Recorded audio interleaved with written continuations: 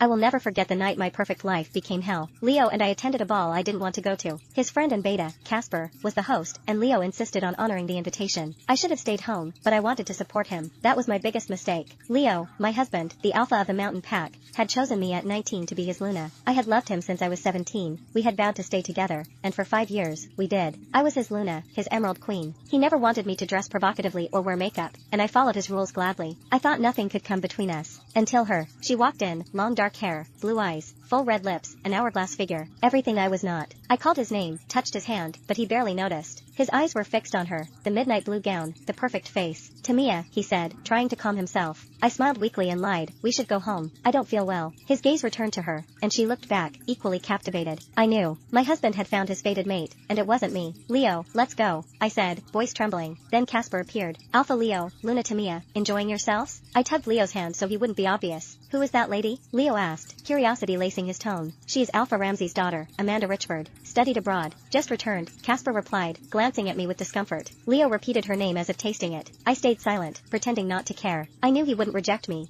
Our bond would make that too dangerous. And he wouldn't reject her either. Alpha strength mattered above love. I drank wine to steady myself. Then I saw him follow her to the balcony. My wolf, Kyra, ached. I wanted to follow, to hear what he said, but I couldn't face it. I ran home, shifting mid-forest, tears streaming, heart raw. Fate had dealt us a cruel hand. Images of them replayed in my mind. Leo was mine, yes, but he was already pulled toward her. If he touched her, I would feel every bit. I was powerless. I had no family, no friend, just him. How could I survive this betrayal? At home, Leo waited on the couch, drink in hand. Tamia, he said. I shook my head. How could you, Leo? You promised. You said if this ever happened, you'd reject her. You said I was enough. I spat, fury and despair in my voice. I need time, he said, lying next to me. The words cut deeper than any knife. Time? I yelled. Do you know what that means for me? I can't leave. No pack will take me. No mate would want me. What about my life, my love, my happiness? Where does that leave me? He tried to hold me, but I pushed away. Please, give me time. You are my wife, my Luna. Nothing changes that. Not even a fated mate. I wanted to reject her, but I wanted her more. I can't explain it. Just, please, Tamia, give me time. And what should I do while you are with her? My voice dripped contempt and fear. I won't touch her, he said. I laughed bitterly. But you did tonight. I felt it all. I was trapped, tied to him, and every instinct told me I was losing. The love I had built, the pack we had grown together, the years of loyalty, none of it mattered. Fate had chosen, and I was forced to share. I cried, howled to the crescent moon with Kyra, feeling my heart split in two. Leo was my strength, my mate, my life, but tonight, he had betrayed every promise, and nothing could undo it. I didn't know if I could survive loving someone who was already pulled away from me. I didn't know if I could endure the nights of imagining him with her, while I was left clinging to a shadow of what we had. And yet, I had no choice. I was his Luna. I was bound to him. I would endure. Somehow, I would survive. But deep in my soul, I knew one thing. Asterisk asterisk, this was only the beginning. And nothing would ever be the same again. Asterisk asterisk.